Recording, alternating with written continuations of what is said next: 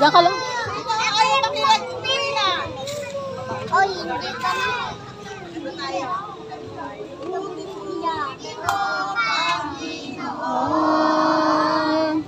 Sa lahat ng oras, bawat araw, ika'y laging tapat kung magmahal. Iyong kakaraan, walang hanggan. Buti-buti mo, Panginoon, sa lahat ng oras, bawat araw, laging tapat kung magmahal. Iyong kaawaan, walang hanggan. Pinupuri, sinasamba kita.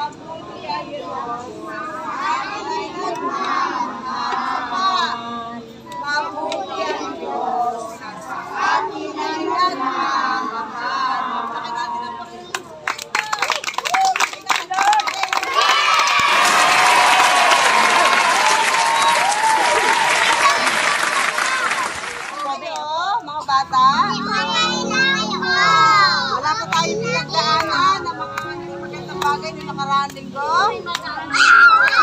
Maayos ba ang buhay? Wala ba nagkasakit? Wala ba nasugatan? Ibig sabihin, iniingatan tayo ni Lord. Palakpakan nga natin si Jesus! Palakpakan natin si Jesus! Palakasan yung napapalakpak sa Diyos na lang. Palakpak din, palakpak.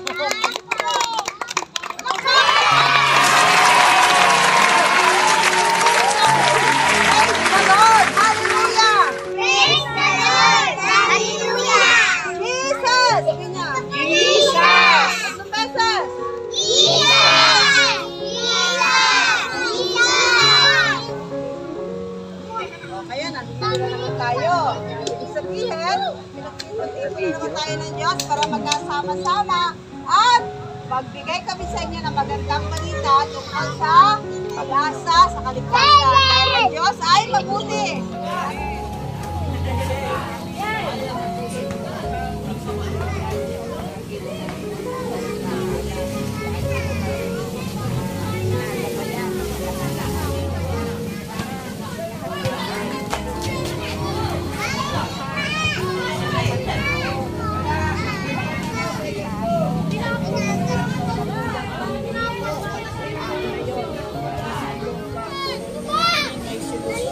Ay, balita na dito. Hindi ka na dito.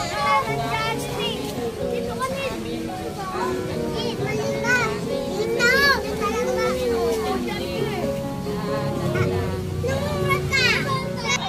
Magandang hapon po. Dito po kami uli sa Manggahan, sa Malitlit. Tapos na po kami mag-Bible study. Ayan na po. Kakain na naman. Yan. Merong kanin at ulam.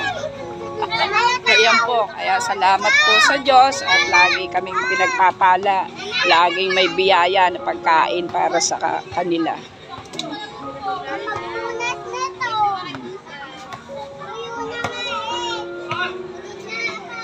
Ano po ngayon? Bali, July 3. So, Miyerkules po kami nagdaos dito ng Bible study kasi Sabado, meron kaming mentoring, meron kaming mga gawain pag Sabado at Linggo. Eh, bakasyon naman po mga bata, kaya nandito sila.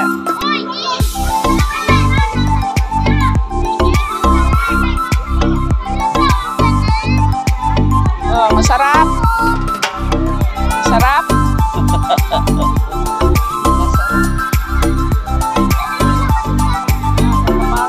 Sister Kare.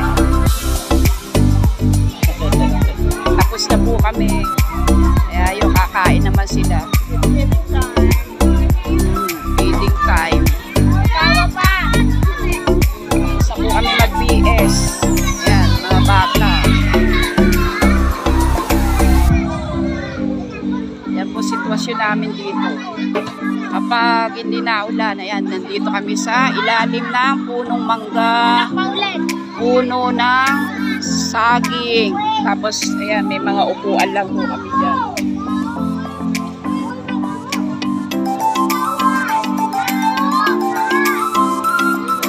Salamat po sa biyaya ng Diyos at patuloy na pinagpapala ng mga batang ito. Patuloy na pinalalakas. Kahit yan lang po pagkain nila, kontento na po sila yan. Paano ay naibisa na kanilang gutom.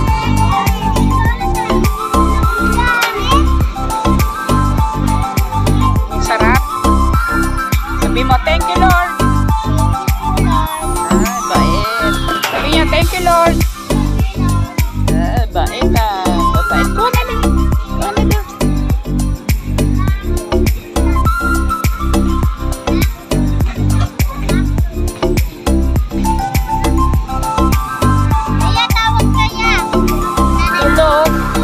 Baby mo. Anak mo yan? Ah? Anak niya? Ay mo, thank you Lord. Ay mo, thank you Lord. Nasaan yung iyo?